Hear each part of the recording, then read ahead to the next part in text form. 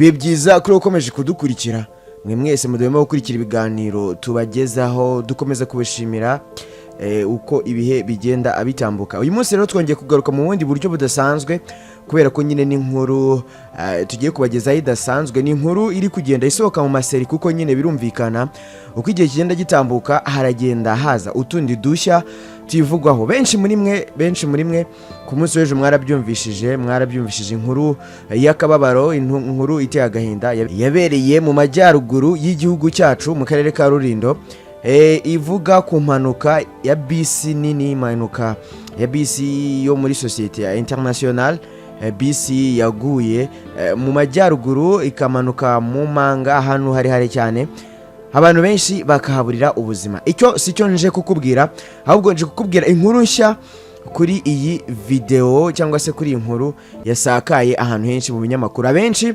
ndabizi hari amafoto mwagiye mubona no ku munsi w'ejo twabinyuzemo, mubona abantu bagiye berekana amafoto arimo abageni. Reka mbari icyo mperaho, icyo nakubwira nuko ari amafoto ari y'izindi mpanuka zabaye mu bihe byatambutse zaguyemo bari abantu benshi bagiye bayabona, ariko mu by'ukuri yari bisi irimo abagenzi bisanzwe, ibyuko harimo abageni ibyo ntabyo. Ibyo ni bimwe gusa, ikindi wamenye nuko guverinoma y'u Rwanda ubu nayo yamaze gusohora itangazo ririmo agahinda nyine birumvikana, yihanganisha imiryango y'abantu bo bamaze kuba benshi, kuko ku munsi w'ejo abantu benshi baraye muzi ko ari impanuka yaguyemo abantu 16, ariko amakuru mashya tugeraho tubyutse tumenya nuko abagera kuri 20 kugeza ubwo nateguraga iyi nkuru nibo byari bimaze kumenyekana ko baguye muri impanuka. Ibintu bicyagahinda cyane, urumva abantu 20 ni abantu benshi. Rero ubwo bikaba bitangazwa ko hari abantu 20 nyine bamaze kugwa muri bisi yaguye i Rulindo. Guverinoma y'u Rwanda rero binyuze nyine muri Minisitiri w'Intebe niwe bahagarariye guverinoma, ihanganishije ababuriye ababo mu mpanuka ya bisi nini itwara abagenzi yahitanye abamaze kugera kuri 20. Ndavuga abamaze kuko ababashije kubona aho barwariye ni abantu barembye cyane, ku buryo imibare ishobora kuza gukomeza kwiyongera nubwo atari byo twifuza. Twizeye ko Imana ishobora kuza gufasha abarokotse. Ni impanuka mbi cyane ku buryo uwayirokotse dusenga Imana nibura nabo abo bakomeretse bari mu bitaro bababaye bakaza kuba nibura batakomeza kwiyongera. Gusa ejo abari bamaze kwitaba Imana ni 16, hiyongereho abandi bane bamaze kuba 20 baguye nyine mu murenge wa Rusiga mu karere ka Rulindo. Itangazo rero ryaturutse mu biro bya Minisitiri w'Intebe nk'uko nari maze kubigarukaho ku munsi w'ejo ku ya 11 Gashyantare 2025, ryatangaje ko abakomeretse bahise bajyanwa ku bitaro nyine bitandukanye bakaba bari kwitabwaho n'abaganga.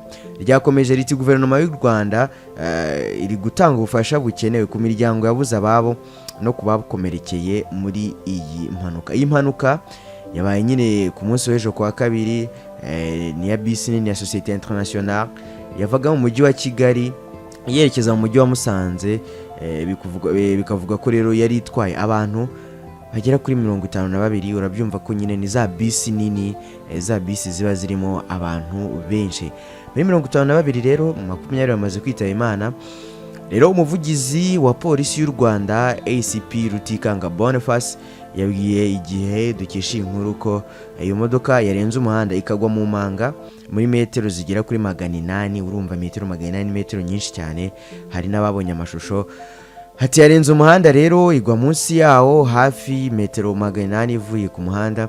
Murabizi ko hariya ari mu misozi. Guverinoma y'u Rwanda rero yanibukije abatwara ibinyabiziga kubahiriza amategeko n'amabwiriza byo mu muhanda. Bikumvikana rero neza ko niba utwaye ikinyabiziga, cyane cyane ibinyabiziga bitwaye abagenzi bikora public transport, babirimo abagenzi benshi, ni ibintu byumvikana ko abantu bagomba kwigengesera mu rwego rwo kugira ngo impanuka zigabanuke, kuko nyine nubwo ziba ari impanuka hari igihe ziba harimo akaboko k'abayobozi b'ibinyabiziga, k'abatwara ibinyabiziga, k'abashoferi. ubwo rero baba bagomba kwigengesera cyane cyane mu mihanda nk'iriya irimo amakorosi mabi ari risky. Ubwo rero itangazo ryakomeje ririgira riti tuributsa abakoresha umuhanda cyane cyane abatwara ibinyabiziga kubahiriza amategeko n'amabwiriza bigenga imikoreshereze y'umuhanda kugira ngo hirindwe impanuka zihitana ubuzima bw'abantu. Twihuse rero reka mbanyurire muri iri tangazo turutse mu biro bya Minisitiri w'Intebe. Riragira riti guverinoma y'u Rwanda yihanganishije ababuriye babo mu mpanuka y'imodoka yahitanye abantu 20 abandi bagakomereka mu murenge wa Rusiga mu karere ka Rulindo. Abakomeretse bose bajyanwa mu bitaro bitandukanye bakaba bari kwitabwaho n'abaganga. Guverinoma iratanga ubufasha bukenewe ku miryango yabuze ababo no kubakomerekeye muri impanuka. Tuributsa abakoresha umuhanda cyane cyane abatwara ibinyabiziga kubahiriza amategeko n'amabwiriza bigenga imikoreshereze y'umuhanda kugira ngo hirindwe impanuka zihitana ubuzima bw'abantu. Bashyizeho na version y'icyongereza bati the government of Rwanda extends its deepest condolences to the families who lost their loved ones in today's tragic road accident that claimed 20 lives and left several others injured in Rusiga sector Rulindo district. The injured were immediately taken to the various hospitals where they are receiving medical care. The government is providing the necessary support to the bereaved and those injured in this accident. We remind all road users, especially drivers, to follow the laws and regulations concerning road safety to prevent accidents and save lives. Bikorewe i Kigali ku itariki ya 11 y'ukwezi kwa kabiri 2025. Dr. Edouard Ngirente, Minisitiri w'Intebe, niwe washyize umukono kuri iri tangazo.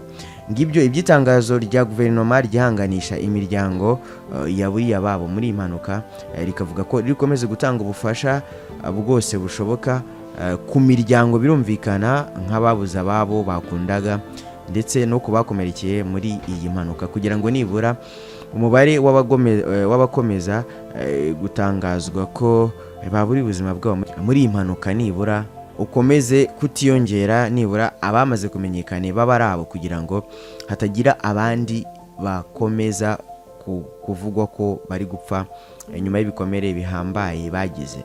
Ejo rero twabigarutseho ko muri aka karere ka Rulindo cyane cyane muri aka gace atari ubwa mbere habereye impanuka kuko ni mu misozi miremire, kuko nk'ubwo mu gitondo cyo ku itariki cyo ku cyumweru ku itariki 24 Ugushyingo mu mpera z'umwaka ushize, imodoka ya Toyota Coaster yari itwaye abanyamuryango ba FPR Inkotanyi nayo yahakoreye impanuka muri kara gace. Umwe ahasiga ubuzima icyo gihe, abandi 28 barakomereka. Iyo mpanuka rero yabereye n'ubundi ku muhanda wa kaburimbo wa Gicumbi Base, ubwo iyo modoka yari igeze mu karere ka Rulindo nyine n'iyi ngiyi yaguyemo umurenge wa Cyungo, akagari ka Rwiri, mu ikorosi riri mu mudugudu wa Sakara.